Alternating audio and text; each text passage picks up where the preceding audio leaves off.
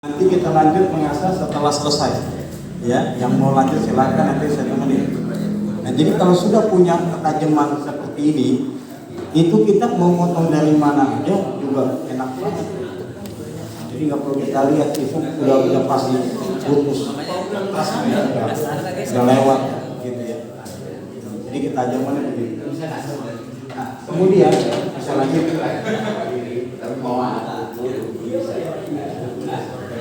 Nah ini yang penting. Ini ngasih lewat.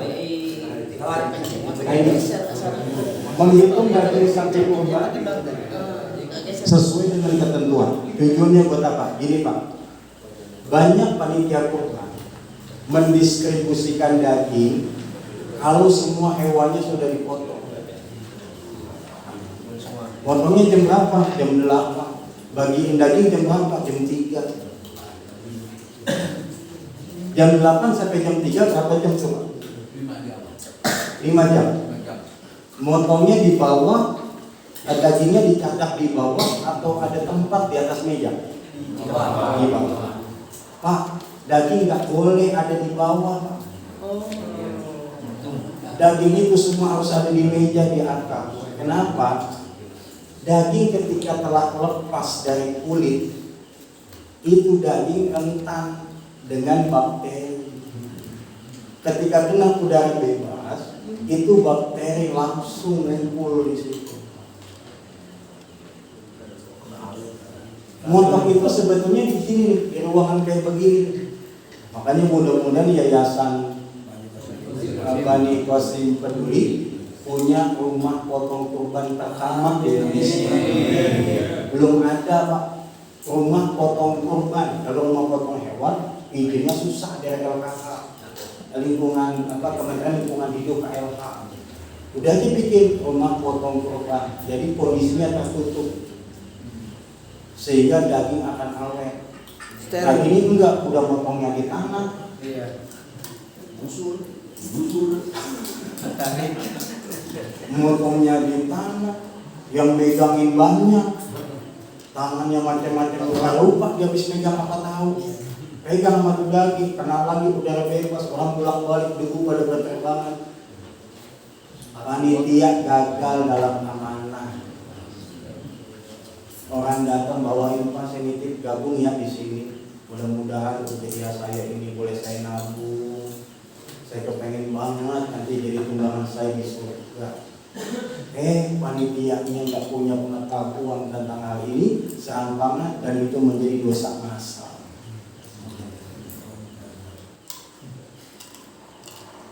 Nggak ada itu di bawah, semuanya di meja. Daging itu Pak. Ya. Nah, buat apa ini kita belajar? Biar kita punya taksiran. Jadi kan ngapain juga Pak? Hewan yang dipotong jam 8, dagingnya dibagi jam 3, nunggu sampai semua selesai rata. Emang ada keterangan begitu dipikir? Nggak ada. Yang ada adalah bagikan hewan kurban itu dalam keadaan baik. Sebagaimana mudhahi memilih hewan udhiyahnya itu dalam keadaan baik. Sampai di tangan panitia rusak semua dagingnya.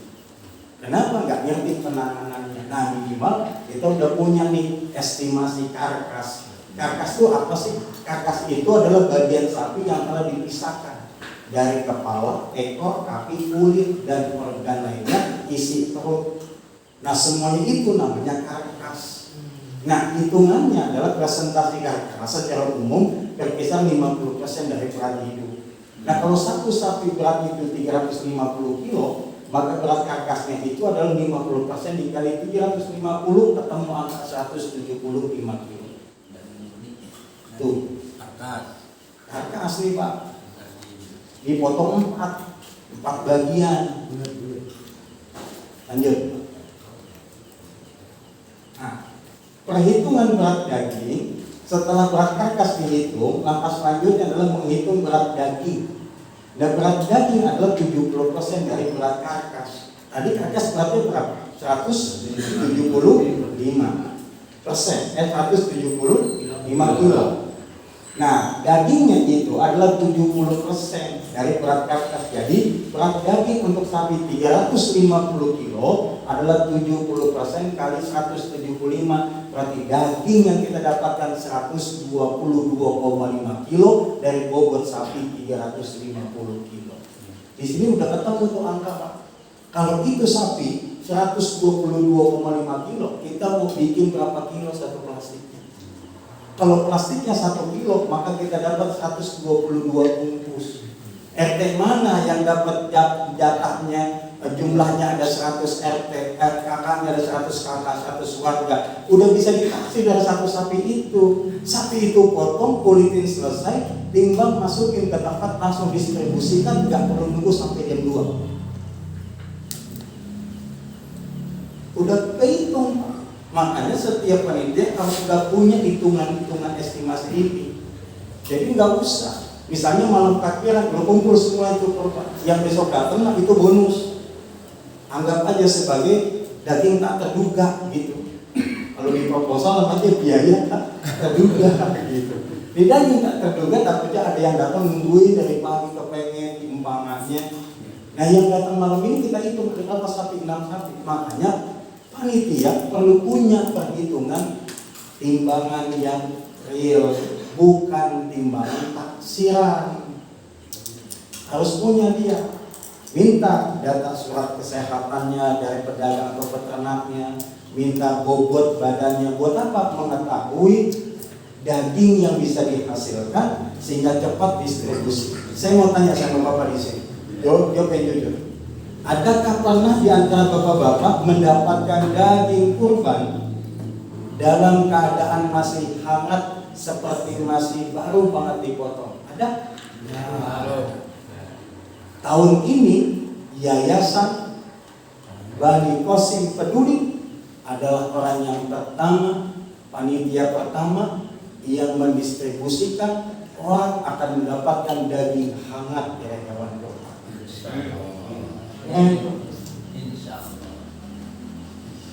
Nah sapi-sapi jangan sampai 9 orang, kebanyakan 6, kebanyakan 4. Karena kalau terlalu banyak tangan, kesian itu kualitas daging. Dan jangan ada yang telanjang tangan, semua pakai latex, sarung tangan yang latex itu, plastik atau yang karet itu, Pak, aman banget, Pak. Inilah kepedulian yang muncul. Salah satu hikmah daripada Udhiyah adalah memberikan kepada saudara muslimnya yang terbaik. Apa kata Allah? Lan tanalul birra hatta tunfiqu mimma tuhibbun. Tidaklah sesekali kau sampai pada kebajikan yang sempurna sebelum engkau memberikan kepada orang lain yang terbaik, yang kau sukai, yang kau cintai. Umumnya orang suka yang baik-baik, termasuk mau daging busuk apa daging baik. Pasti daging baik. Supaya kita dapat kesempurnaan kebaikan dari Allah, maka distribusikan sapi potong kulitin bagi, sapi potong kulitin bagi, sapi potong kulitin bagi. Selesai itu sapi terakhir, selesai pekerjaan semua panitia. Ada orang potong kurban sampai Isya, maghrib lanjut, Isya masih bagi-bagi, manggil segala macam. Itu daging yang dikemas, yang tadi dipotong jam 8, gimana nasibnya? Kebayang nggak rusaknya kayak apa, Pak? Tambah lagi kemasannya, lanjut, Pak. Kita akan masuk ke kemasan. Ya. Nah ini jeroan, nggak usah dihitung, ini kaki nggak usah dihitung. Lanjut, Pak. Oke, lanjut lagi. Ya. Itu tadi kaki, kepala, buntut, nanti. Nih, cara pengemas daging. Lokasinya kudu bersih. Dipastiin lokasi pengemasan daging kurban bersih dan nggak ada sampah-sampah maupun kotoran. Maaf ya Pak, punten ini ya. Yang nanti megang tugas mengemas daging, tolong jangan ada yang merokok.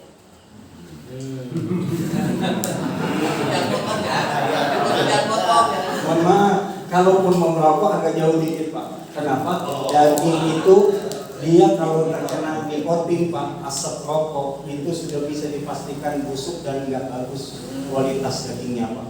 Ditambah lagi debu yang berterbangan Pak. Parahnya lagi sambil ngulitin rokok. Itu nggak ada lagi tuh yang kayak begitu. Rokok pindah dulu, yang ngasuk dulu dia dibawa sambil ngopi gantian. Silahkan aja, jangan pas di dagingnya, apalagi asapnya dikebun. Itu langsung nikotin nempel di situ coklat-coklat. Itu kualitas daging pasti nggak bagus sih. Kasihan nanti yang terima. Bahkan penelitian IPB beberapa tahun yang lalu, hampir 80% daging kurban Indonesia rusak. Penanganannya nggak sesuai. Daging semua ada di bawah dengan terpal yang belum tentu bersih, alasnya.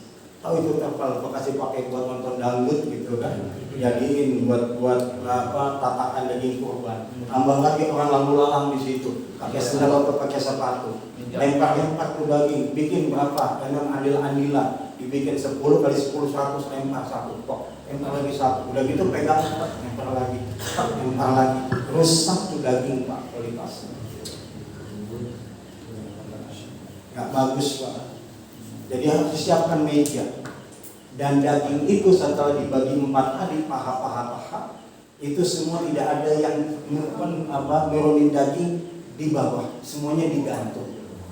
Layaknya kayak tukang daging di pasar. Itu motongnya enak banget. Mau dibikin berapa daging setengah kilo, tinggal motong begini, set langsung masuk dalam kemasan. Kemasan itu boleh plastik, tapi bukan plastik hasil daur ulang. Boleh pakai bongsang, boleh pakai kontainer. Kalau kami di yayasan nggak pernah pakai plastik, kita pakai kontainer. Ustaz Rafiuddin cerita tadi. Kalau biaya operasional 150.000 malah cukup, betul, nggak bakalan cukup. Lebihnya nyari sendiri. Nah itulah kami selama ini. Ada nggak bagi juga itu yang mudhohi uang operasional, kita tuh yang nyari. Beli kontainer tuh yang bisa muat 2 kilo, masukin kontainer. Cakep banget. Sebelumnya alasin dia dengan plastik buah yang putih itu, yang roll begitu. Beli yang gitu, saya tarik kayak begitu, masukin di kontainer, buka, langsung ambil, nggak ada lagi yang megang-megang tuh daging. Kecuali yang tadi yang tugas nurunin daging, langsung. Tulang-tulang silahkan dibawa, tulang mah anti dari bakteri dia, silahkan aja masukin. Dan yang ketiga, jangan pernah memasukkan satu wadah isi kotoran atau isi perut kepada daging. Dipisah. Kalau mau satu wadah, dia plastiknya beda, dibungkus dengan rapi, boleh ditaruh di situ. Jeroan, nggak boleh jadi satu dengan daging. Dia akan terkontaminasi oleh bakteri yang ada pada isi perut. Itu yang penting Pak. Jadi daging nggak banyak dicemek-cemek. Ada lagi bawa golok, bawa pisau, bukannya bantuin, dia bagian misahin daging. Bener dipisahin sama dia daging. Benar-benar dipisahin. Saya lupa ya. Anak-anak ini bosan buat malu, bawa buat malu. Ada yang datang lagi, bawa malu buat malu lagi. Pisahin. Pak, itu haram hukumnya. Kenapa? Itu asyari namanya, pencurian. Panitia aja nggak boleh mengambil dagingnya untuk dia masak buat makan panitia. Apalagi yang bukan panitia. Orang itu menitipkan hewan kurban ke panitia, bukan milik panitia. Panitia itu adalah orang-orang nekat yang siap dosa. Emang panitia saya nggak pernah mau jadi panitia, saya mau bagian motong aja, tapi bukan panitia. Nyai itu amanah orang titip sama kita. Lalu kemudian kita akan diwakilkan untuk bisa mendistribusikan daging daripada udhiyah mudhohi. Kebayang nggak kalau kemudian kita tidak membaginya dengan sesuai dalam syariat? Kayak apa dosanya? Sudah hampir khianat kepada yang mudhohi, nggak sesuai dengan pengetahuan syariat. Ini yang penting kalau kita pahami. Buntut pada nyangkut libet di pohon mana tahu. Itu lagi. Jangan. Panitia itu memang yang awak bahasanya. Kalaupun didapat jatah yang sesuai, lalu boleh nggak daging yang dikumpulkan oleh panitia tiba-tiba dipakai buat masak? Boleh. Kapan? Ketika dimiliki. Bagaimana cara dimiliki? Dapat izin dari mudhohi. Hadiah. Boleh masak. Entar jangan minta lagi, jatah dia udah dimasak di situ, jangan minta lagi. Kalau lebih silakan, kalau enggak udah jangan. Jadi itu jatah salah satu persen panitia yang dipakai buat makan panitia. Jangan enak buat panitia kayak punya semuanya. Itu tuh 14 itu pilihan bisa begitu. Itu bagian hasil. Ya telepon. Bu, ke lapangan sebentar. Ya. Itu tuh udah Bapak bisa bawa. Bisa begitu itu. Penguasa. Kecuali dia yang mau bohong, disaksikan oleh panitia yang lain untuk dia panitia, dia punya hak 2/3 dari hewan yang dia jadikan udhiyah atau kurban dengan catatan udhiyah sunnah, udhiyah tatawwu, bukan udhiyah wajib. Kapan menjadi udhiyah wajib? Ketika dia nazar. Tapi ketika tidak dinada, maka tidak menjadi wajib, maka boleh dia makan bagian daripada hewan tersebut 2/3 boleh. Tapi kalau dia bukan mudhari, cuma panitia doang, lalu ngatur kemudian secara pribadi dia miliki, maka itu haram. Nggak boleh. Cara Pak jadi panitia maka senang pakai seragam doang. Mohon maaf bangga. Ya hampir semuanya kayak begitu. Kadang kita suka kalah sama yang tua-tua. Yang tua-tua itu mohon maaf. Di sini alhamdulillah ada apa yang masih mau belajar. Ada di kampung-kampung tertentu nggak mau dia. Kita atur, terlalu banyak cara lo. Kalau dari muda dari kecil nggak begini, aman-aman aja bagian semuanya gitu. Enggak begitu Bang. Ini adalah ibadah. Ibadah punya kaifiyah, punya manasik, punya tata cara. Nggak boleh dengan rasa budaya kita, nggak boleh. Nggak boleh dengan suka-suka kita. Ini ibadah, bukan sedang pesta rakyat. Ini bukan 17 Agustus. Ini adalah ibadah dan kita adalah penerima amanat orang yang ingin beribadah kepada Allah. Itu. Nah, jadi packagingnya. Terus lanjut. Kebersihannya Tuur. ya, nanti kalau bisa ini di copy materi ini ya.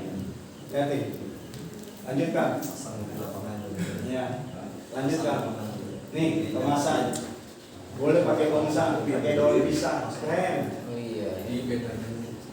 cakep, menghidupkan UMKM pengrajin bonsang kita pakai. Kalau paros besek ya, kalau di sini apa namanya besek paros ya, nih keren, memanusiakan manusia. Nah, kami Pak di yayasan itu pakai plastik buah. Ini kita masukin plastik buah, lalu masukin ke dalam wadah, lalu kita kasih goodie bag yang kayak gini, tulisan Yayasan Saung Yatim, sehingga yang dibaginya terhormat banget. Ya Allah, biasanya cuma dapat bungkusan kresek doang, letak dodanya di mana-mana lagi.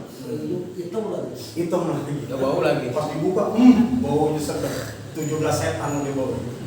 Itu nggak enak banget kok. Dimasak tetap nggak akan pernah menjadi baik bagi kita. Dimakan anak-anaknya, tega nggak tuh? Saudara muslimnya diracunin dengan daging hewan kurban, yang orang udah ngumpulin dana, dia berharap itu akan dibagi dengan baik, tapi panitia nggak dibekali dengan pengetahuan yang baik, hasilnya adalah pengkhianatan di dalam berkurban. Makanya tema saya memunculkan kesadaran. Keren Pak, mudah-mudahan yayasan menjadi percontohan. Amin. Bukan hanya di wilayah sini, tapi se-Indonesia. Yayasan Bani Qasim Keduli pertama kali yang bikin rumah potong kurban. Amin. Lanjut Pak. Nah, selesai makan sate mau makan sop. Bisa ditayangkan video saya yang beli. Oke.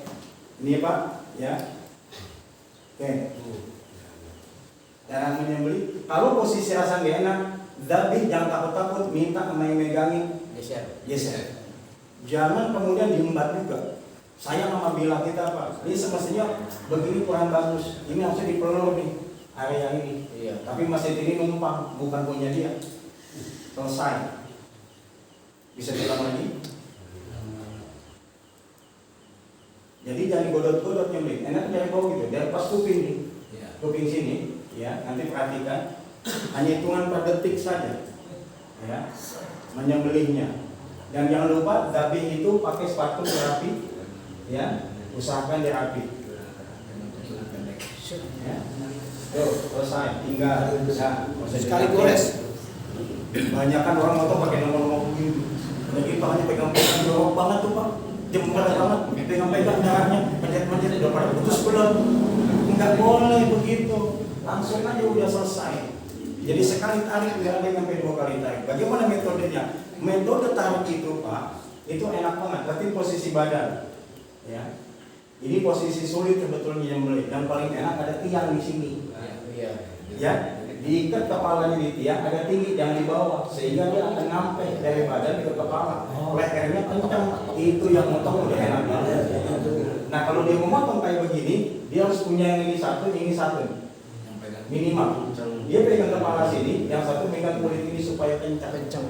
Bapak akan menemukan nanti menyembelih hewan sapi yang ada yang bilang diputar-putar, enak, emang mau bikin risol begitu. Gak usah putar-putar Pak, yang penting ini nih. Ini bilah Pak. Nah saya kadang-kadang ada yang maksa minta beli bilah saya. Kalau yang mau buat antum potong, Anda jual, tapi kalau enggak jangan sayang-sayang. Iya, saya bilang begitu. Banyak motor-motor yang pada pakai, yang punya saya gitu. Saya minimal punya koleksi 20. Ya, kadang saya bawa satu-satu, saya ngetesin ketajamannya. Ulang lagi Pak. Bisa diulang. Lagi. Tarik ke bawah, narik itu, dia bukan begini Pak. Bukan begitu, tapi begini tarik itu. Dia neken. Karena ada 3 metode. 1 tarik, 2 neken, tarik neken, sama dorong. Udah itu aja. Ya. Lihat, badan saya langsung ke belakang. Tuh, udah. Jadi narik itu bukan begini, makanya orang pada takut. Padahal narik itu adalah dia neken ke sini, Pak. Udah. Ke bawah badan, Pak ya? Yang penting tajam. Gimana, Pak? Ke bawah badan itu. Bawah badan. Ini posisi susah, Pak. Yang enak itu kalau ini tiang, kepalanya di sini, Pak. Dagingnya, badannya di sini nih. Dia kenceng nih. Kalau udah kayak begitu, tinggal butuh yang megangin leher yang di bawah aja. Dia tinggal nengok ke bawah doang, kuping bawah. Ini bagian yang dalam. Ini ada di kuping bawah. Ini Pak.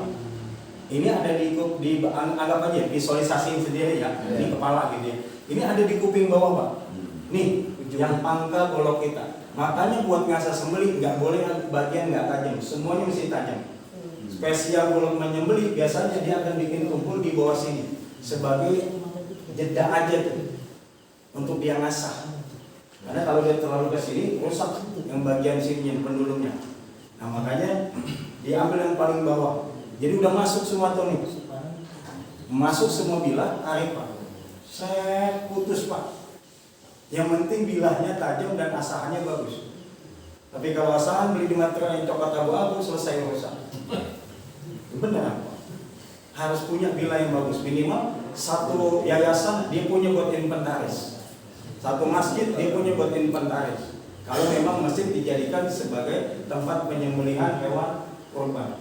Nah itu Pak, mudah-mudahan nanti motong seperti ini sebagaimana sebelum-sebelumnya di BKPC. Mohon maaf, di sini yang menyembelih nanti siapa? Apa? Siapa lagi? Banyak sih sekarang di BNI gratis lah. Banyak lagi. Biasa menyembelihnya apa? Bagaimana? Dari atas. Dari atas. Kalau dari atas Pak, boleh banget. Kalau dari atas disarankan jangan pakai yang bilang 27 atau panjang 30 jangan. Yang panjang Ya, kalau bisa dia pakai yang 30 atau 30 up. Ya, biar kenapa? Biar nyampe ke bawah. Dan bolongan yang di bawah, kalau emang dibolongin buat darah, itu tidak rekomendasi begitu Pak. Seharusnya dia ubin kayak gini, tapi miring kayak kita bikin WC itu Pak. Jadi ketika kita motong, darah semua udah ngalir ke bawah. Siram, api, sapi berikutnya maju dengan melihat darah Pak. Kalau kayak begitu melihat darah Pak. Alternatifnya gimana? Kasihin tutup matanya Pak, pakai kain. Mau disembelih. Nah ini buat dorong nih Pak. Jadi, nah kalau dorong gitu, saya nggak menyarankan yang model-model dipegang ini Pak. Saya nggak nyaranin. Khawatir Pak, namanya jagal tahunan. Iya. Ditonton orang banyak, Buang banyak, buang gitu. Muka lu kagak enak dilihat tuh, yang duduk. Napas kita udah nggak kan duduk kan, ini bukan masalah biasa, ini motong ini gitu kan. Yang ketakutan dia apa? Putus apa kagak? Mempan apa kagak? Ngamuk apa enggak? Itu batin jaga. Betul Pak? Betul. Karena sama kita Pak, sedang jaga juga, gitu kan. Duduk kan. Nah kalau Pak jangan begini Pak, takut grogi deg-degan tadi itu lewat set. So, Tangan kita Yang putus tangan. ya. Kalaupun Abah mau begini Pak, tetap aja begini Pak yang paling enak nih Pak. Begini posisinya, pegang kita. Makanya jaga-jaga termasuk saya paling demen itu yang jempol. Dia akan nanti di sudut jemaah kita antara jempol dengan telunjuk. Dia enak Pak, dipegang begini nih, tenaga kita full dari sini sampai sini. Tapi kalau kita pegang begini, apalagi telunjuk Abah kahiyat lagi mau motong. Kahiyat itu begini. Itu tenaga cuma sedikit ke sini doang selesai. Maka dia motong. Gitu-gitu dia motongnya. Padahal kulit lembek, daging lembek, pisaunya tajam. Kenapa kelihatan kayak begitu? Karena tenaganya enggak full. Kalau Abah mau tetap begini, lalu dia bawa. Saya set Fuat dari tengah, karena memang Allah ciptakan leher sapi kelihatan gede, kalau udah sobek semua. Jangan takut-takut. Gitu. Nah dari semua metode yang ada, yang paling cakep itu adalah naik dari bawah. Itu yang dicakap banget. Wow. Hati-hati kalau yang tukang jagal motong yang pakai kangking, apa? Sapi masukin dulu, lama banget tuh Pak. Belum ngamuknya, belum menjatuhinya, belum salah ikatnya, belum lepasnya, belum lagi dijaga kasihan gelong yang pada besi. Diupahnya kagak seberapa, umpama gitu kan, benernya lumayan. Korban dah. Motong jangan gini nih, bayangin begini motong. Gitu kan? Ini nggak ada tenaga ini, nggak ada. Tapi kalau dia begini, full buat tenaga, pasti sobek, kayak begitu. Yang penting tajam. Jadi kalau seandainya belum tajam, jangan pakai goloknya. Pastikan dulu masih ada beberapa hari ke depan, tukang-tukang jaga, dia harus sudah punya ketajaman, sayap tisu yang bagus, ya. Dia minimal. Kalau itu jangan Pak, jangan dicoba-coba. Kesianan menyembelihnya, gitu ya. Oke, sambil berjalan ada pertanyaan, silakan. Apa? Silakan Mas. Itu Pak dalam pengasahan itu seperti Bapak itu tidak pakai air Pak? Enggak. Saya enggak pakai air. Apa serbuknya nggak nempel situ Pak bekas asa ini? Kan pakai kita. Kita ada tisu, kita ada lap. Jadi lap. Kering, dia lebih makan kebilang ketimbang basah. Jadi dia kondisi kering banget, ketemu dengan bilang panasnya dapat Pak. Kalau pakai air satu, Bapak bisa kesemutan.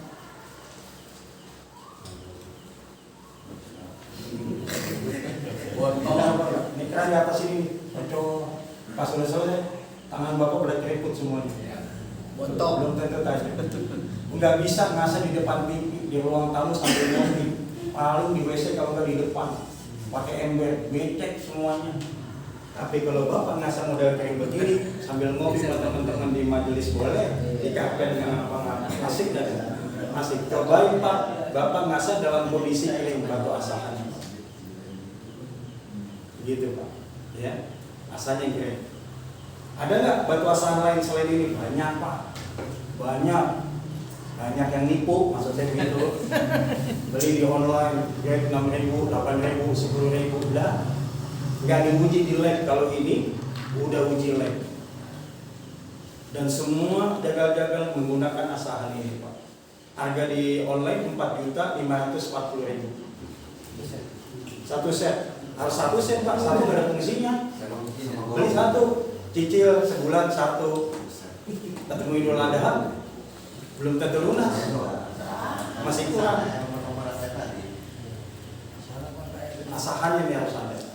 Nah sehingga bukan hanya sapi nanti kumpul atau hewan kurban di yayasan BKP, tetapi ngumpul semua senjata-senjata untuk menyembelih di BKP. Udah ada tim handal nanti yang mengasahnya keren. Semua rata, zona yang ada punya ketajaman yang sama, metode yang sama, dibikin video viral menjadi contoh buat orang lain, kebaikan nggak akan habis sampai meninggal dunia. Ya Pak. Ya Pak. Nah, menyembelih kalau ada dia untuk sapi, kambing, kerbau. Tapi kalau untuk onta, dia metodenya namanya nahar dan akor. Nahar itu apa? Dia punya senjata yang tajam, yang ujungnya lancip kayak tombak. Jadi ontak lagi diri, itu bagian pangkal sini Pak, yang mau dekat dada, itu di bawah tusuk. Saya tarik, terus itu motong ontak begitu. Jadi dia kelabakan, lama-lama dia jatuh. Kalau akor, itu dari bawah, tebas. Set, nggak sampai putus, simnya doang. Tetapi banyak digunakan nahar, bukan akor. Nah kalau sapi kita adzabhu namanya. 3 metode. Saya belum pernah nyembeli ontak, kepengen banget. Mudah-mudahan BKP nanti punya ontak. Amin. Dan saya minta saya Ustaz Sofiuddin yang perdana nyembeli. Saya batalin motong di mana aja saya kesini. Saya motong ontak masalahnya. Amin. Saya mau cobain, saya punya tombak, saya tusuk dia dari bawah. Bismillahirrahmanirrahim. Allahumma hadini wa ilaika taqabbal ya Rabb. Blek, selesai. Pengen saya coba kayak begitu. Mudah-mudahan Yayasan BKP dapat sumbangan kurban dari Saudi. Amin. Keren banget. Ontak. Bukan sumbangan, Ustaz. Apa tuh? Dari warga sendiri beli. Oh iya benar, Mas. Ya, bisa beli ontak. Belinya di Taman Safari ya.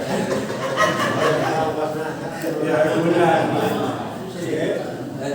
Silakan. Sebelumnya kan saya pernah baca ini di buku yang baru tadi ini dapatnya. Kemudian dalam masa itu kan ternyata kan di situ pakai minyak gitu ya. Yang dimaksud dengan minyak itu apa? Karena kan yang mana Pak? Di sini kalau nggak salah saya baca di sini ada pakai minyak. Itu yang materi lama. Yang mengasahnya. Boleh Pak. Bebas aja. Jadi yang ngasah itu pakai boleh. Dia pakai minyak. Boleh. Bebas aja.